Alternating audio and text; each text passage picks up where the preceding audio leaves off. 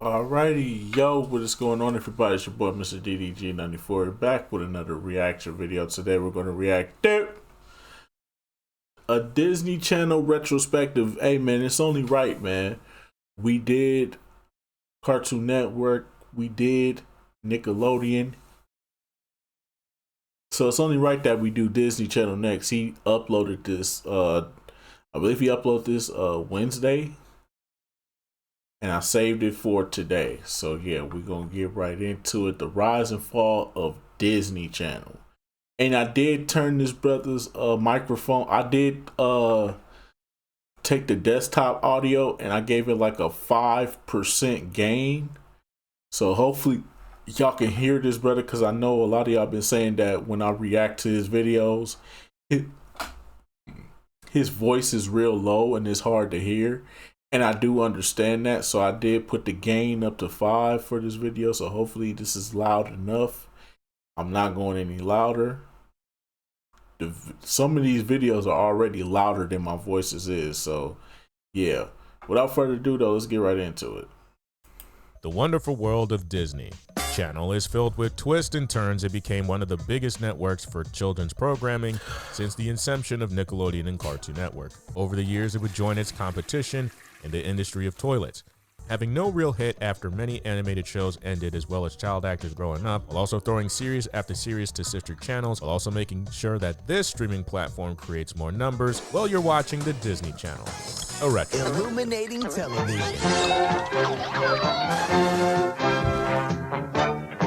The Disney Channel. To go all the way back, we will go back to the Disney Channel's inception. In 1977, Walt Disney executive Jim Jamiro came up with the idea of the Disney Channel and instantly gets rejected by Carl Walker. Mainly because Cartoon Networks were not great investments and were not seen by the big studios as lucrative until Nickelodeon proved otherwise. We can all say that Nick walked so that other Cartoon Networks can run. In the meantime of the inception and rejection, would air Disney movies on HBO as— Hey brother, you gotta do HBO next. We doing all these channels. You gotta do HBO next. Somebody gotta do HBO. I gotta find a retrospective on HBO. I got to, bro. We gotta find a retrospective on HBO, bro. I think HBO needs it. I think HBO needs a video next.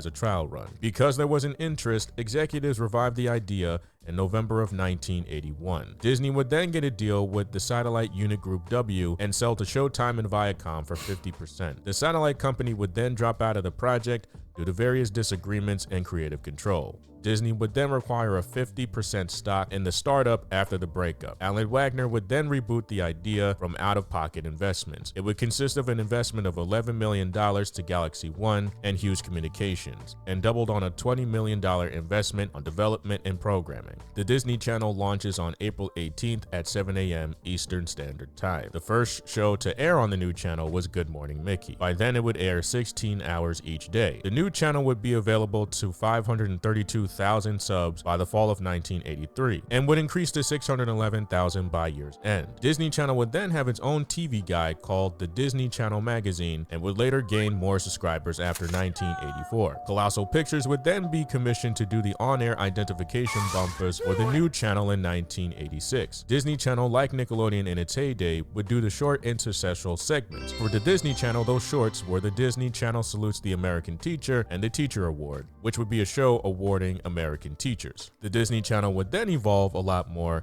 in the 90s. The Disney Channel by 1990 reached 5 million subscribers, then received the Daytime Emmy Award and the Peabody Award. By then, TCI Montgomery, Alabama became the first cable provider to carry the channel. Other companies would then follow suit, such as Cox Communications, Marcus Cable, and Jones Intercable in 1991. The Disney Channel would then reject any advertisement support from any major corporation, however, would still do movie promotions with Kellogg's, McDonald's, and Mattel for its movies. Disney Channel would then move into multiplex services on a 2-cable system. Nielsen Ratings research in 1992 found that a third of its demographic watching the Disney Channel was adults without children. Go figure. Following this would debut the show Adventures in Wonderland. In 1995, the channel launched in Taiwan. It would reach 15 million cable homes. By 1996, Anne Sweeney became the president and launched Disney Channel in Southeast Asia. Months later, Sunday Magical World of Disney World expands to a 5-day schedule. Fast forward to 1997, the Disney Channel got rid of the. Well, because. Drop the. It's cleaner. Channel gets rebranded as well with the help of Lee Hunt Associates. While this rebrand happens, Disney Channel then switches to basic cable. In the pivot to cater to more kids rather than the adults with no family responsibilities, Disney Channel then gets rid of all Disney movies on the Disney Channel. The channel then splits to 3 different channels: Playhouse Disney, Vault Disney, and Zoog Disney. Playhouse Disney was meant to compete with then competition Nick Jr., which had its own original programming such as Gullah Gullah Island and Allegra's Window that was recorded at Nickelodeon Studios in Orlando, Florida. To compete with those shows, Bear in the Big Blue House debuts and becomes the top 10 new shows for kids according to TV Guide. Out of the Box then gets made in 1998, while Vault Disney becomes home to movies such as Zorro, The Love Bug, and The Mickey Mouse Club. Zoog Disney was a block dedicated to teenagers using mascots called Zoog, anthropomorphic robots with human voices. The Zoog block would also air Zoog Wednesdays. Eventually, the Zoog Disney would then be rebranded to Toon Disney and take on certain sponsorships such as Best Western. Disneyland TV would then air on the channel and debut The Wiggles from Australia. By 1999, Disney notified all cable providers to expel the subscription status from Disney Channel and air it as public, which all cable companies were reluctant to do. Failure to take it off pay-per-view meant Disney would block the channel on cable carriers. Then stick around for Lilo and Stitch the series. This era of the Disney Channel was big for the channel. So Weird airs on the block while Disney Channel reaches 70 million subscribers on the channel. Disney would then get child stars to get shows after a few successful Radio Disney stars would see numbers and fans. Hilary Duff would be the first Disney star to receive her own show, Lizzie McGuire. Even Stevens would then take Disney Channel ratings with then stars Christy Carlson Romano and everybody's favorite paper bag boy Shia LaBeouf. I wonder what he's doing nowadays. So sick with my rippings, sick when I'm spitting, and that's not this. This is off the top, I'm off the rock, I'm off the block, I'm sick with it. Okay. Moving on. Disney Channel would then air its first original animated series, The Proud Family. Fun fact, the theme song was sung by Solange Knowles in Destiny's Child.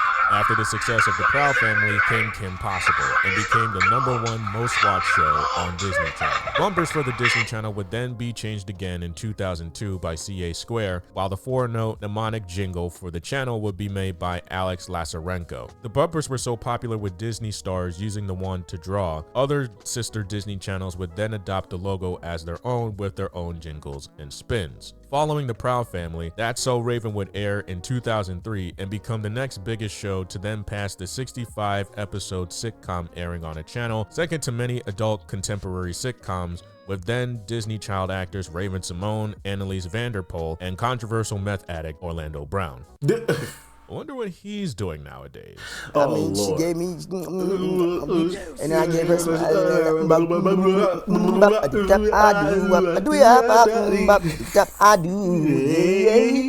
had the nam cakes. I went inside the land of the man. Who's a freaky ass nigga? Who's a freaky ass nigga?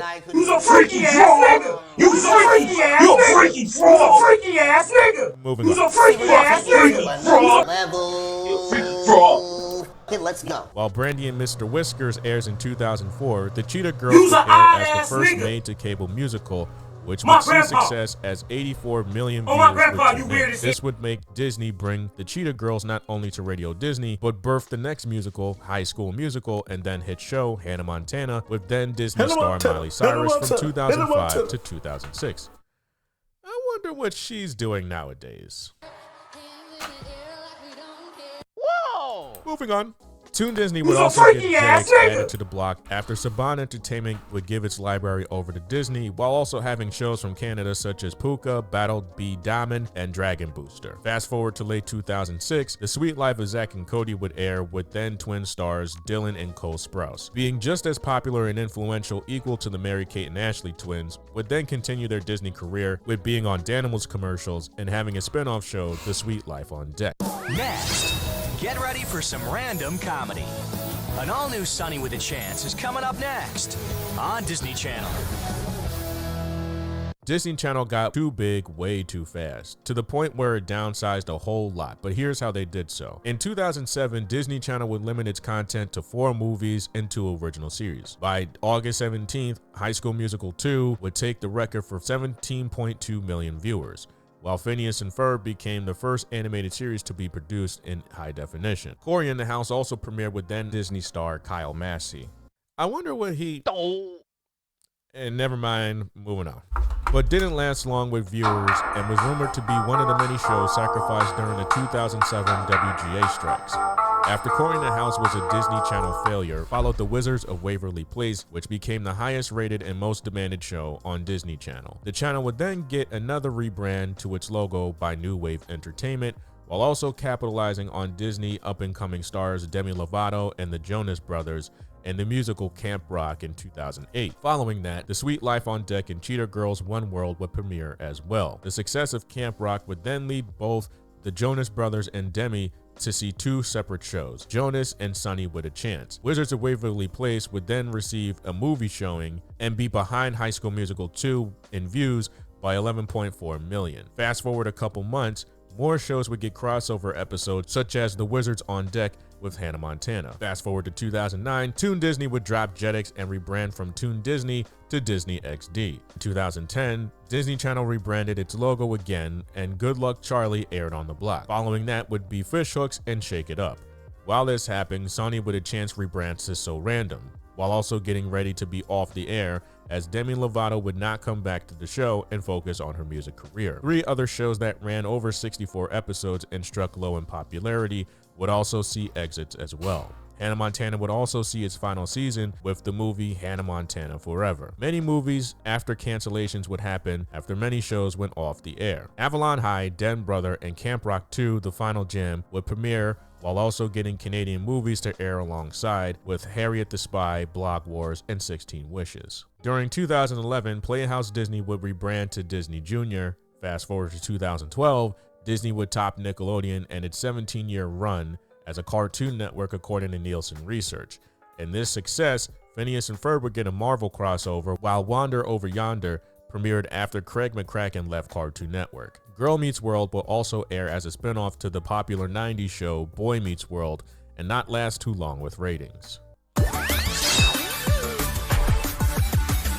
Disney Channel would have way too many shows and crossovers airing on the channel to where it threw off so many viewers that it needed some organization. Disney Channel by 2014 would stop airing animated series on the main channel and transfer all of them to Disney XD, meaning Wander Over Yonder, Gravity Falls, and Star vs. the Forces of Evil were all meant to be Disney XD originals. Phineas and Ferb was put on indefinite hiatus until then. Lab Rats and Mighty Med would air in the place of shows that were put on hiatus or ending series. By 2015, after 8 years, Phineas and Ferb would see its last season on Disney XD and complete its run after so long. Jessie and Dog with a Blog would then end seasons by the end of the year. By 2016, Gravity Falls and Austin and Ally would take their final seasons on both sister channels. Because so many shows were ending and not many things were being made, Disney would then aim to rerun all of its cartoons as Disney Channel weekend mornings. 2017 was pretty uneventful. Only Tangled gets an animated series and Raven-Symoné has her spinoff, Raven's Home. By 2018, Disney gets back into animation by giving Star vs. a 4th season, while also premiering shows such as The Owl House, Amphibia, DuckTales, Milo Murphy's Law, and Big Hero 6 the series, all on Disney XD, while Disney Channel itself is more or less a throwaway network. Now we all know what Bob Iger's doing to Disney is ruining the company from the inside out, but I'll leave those politics out of it and talk about the channel itself. Being a kid watching the Disney Channel back in the day, it had something Nickelodeon and Cartoon Network didn't have at that time: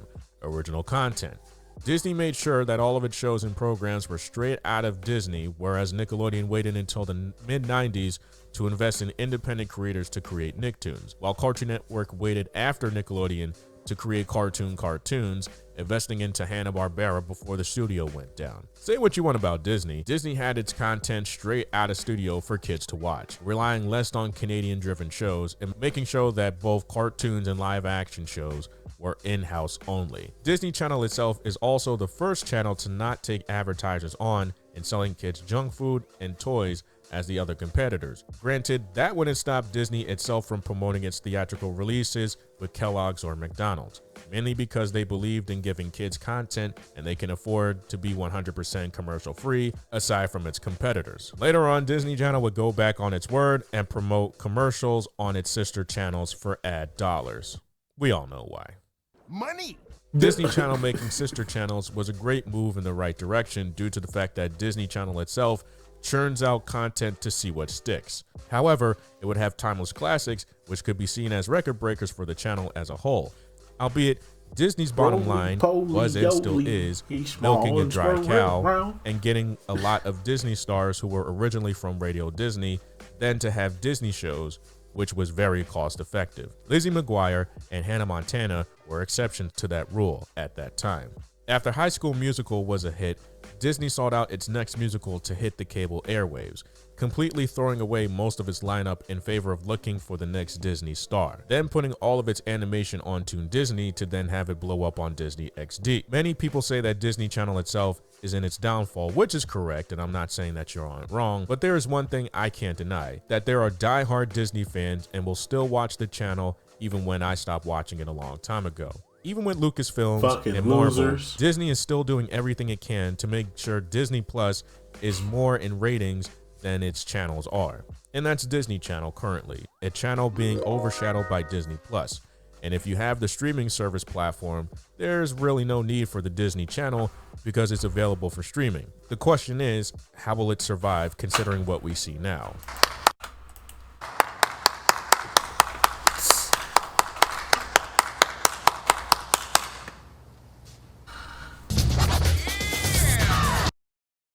Well, sadly, through the grapevines, they said that the Disney Channel was pretty much in its final years. They said they finna get rid of the Disney Channel in favor of Disney Plus. That's what I heard. I heard Disney XD and Disney Junior gonna be the first two to go. And then Disney Channel's gonna get its final send off. That's what I heard. But I could be wrong. I don't know. I haven't watched the Disney Channel since 2004. That was literally the last time I ever in my life watched anything on the Disney Channel. Anything else I probably do know about is from my sisters, because they grew up with the Disney Channel more than I did. I was not a Disney Channel kid, as you all know. I've stated many times. I grew up off Nickelodeon.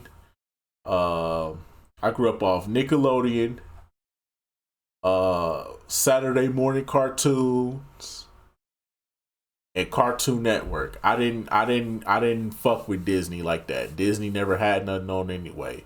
If Disney wasn't playing one of they fire ass movies, I was never tuning into Disney.